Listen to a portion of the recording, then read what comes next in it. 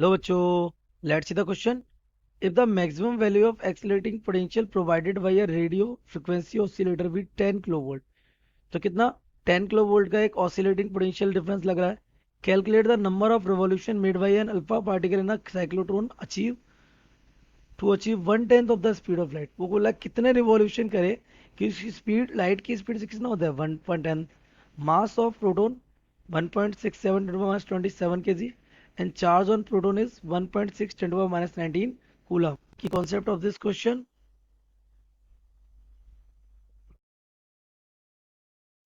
The key concept of this question is बेटा कि हमारा जो साइक्लोट्रॉन है, साइक्लोट्रॉन ही इसका क्या है की कॉन्सेप्ट.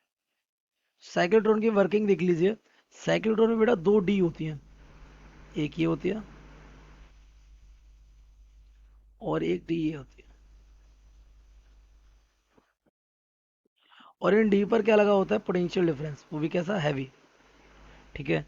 तो चार्ज अगर एक राउंड कंप्लीट करेगा ऐसे घूमते घूमते एक रेवोल्यूशन, तो पोटेंशियल डिफरेंस कितनी बार, एक बार यहाँ गुजरेगा एक बार यहाँ गुजरेगा.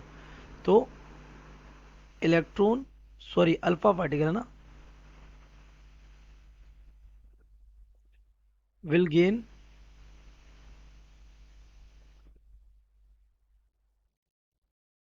energy 2 times in one revolution.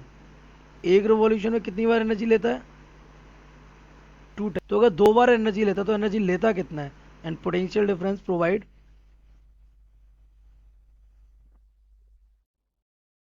Energy कितनी Q इंटू वी. कितनी एनर्जी प्रोवाइड कराएगा Q इंटू वी. तो alpha into V, Q alpha into V. और ए वन रिवॉल्यूशन में यहाँ कितना लग जाएगा 2. हर एक रिवॉल्यूशन कितनी 2 Q alpha V energy provide करा रहा है कौन, पोटेंशियल डिफरेंस. तो if alpha particle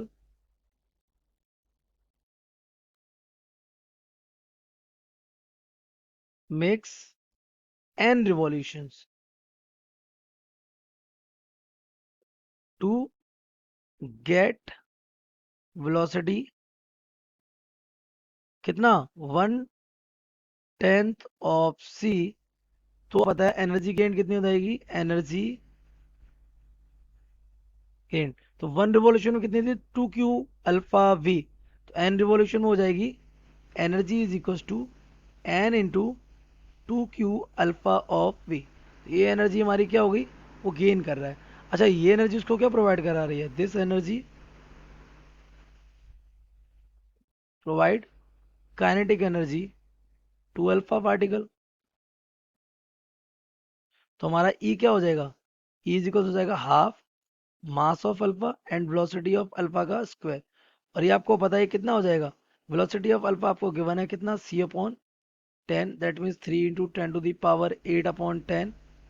that means V alpha हमें गिवन है कितना 3 into 10 to the power 7 metre per second. तो इन दोनों को अगर हम इक्वेट कर दें तो V will get half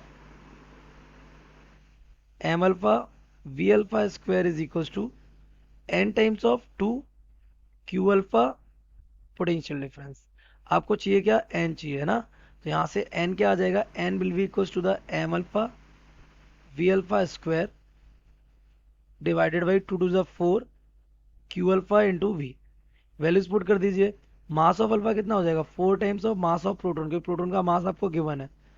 and ये आपका हो जाएगा वेलोसिटी ऑफ अल्फा कितना 3 into 10 to the power 7 metre per second square. Square हो जाएगा इसका अपॉन 4 अपनी जगह पर. अब चार्ज ऑफ अल्फा तो गिवन नहीं है, लेकिन आपको पता है double of charge of proton है, तो 2e हो जाएगा. और पोटेंशियल डिफरेंस को कितना गिवन है, it is given by 10 kilo volt. So it में बी 10 किलो के लिए 10 टू दी पावर हो जाएगा 3. ये मास ऑफ प्रोटॉन बेटा हमें पता है गिवन है 1.67 10 टू दी पावर माइनस 27 के जी. इसका स्क्वायर हो जाएगा 9 इंटू 10 टू दी पावर ये हो जाएगा 14 डिवाइडेड बाई ये 2.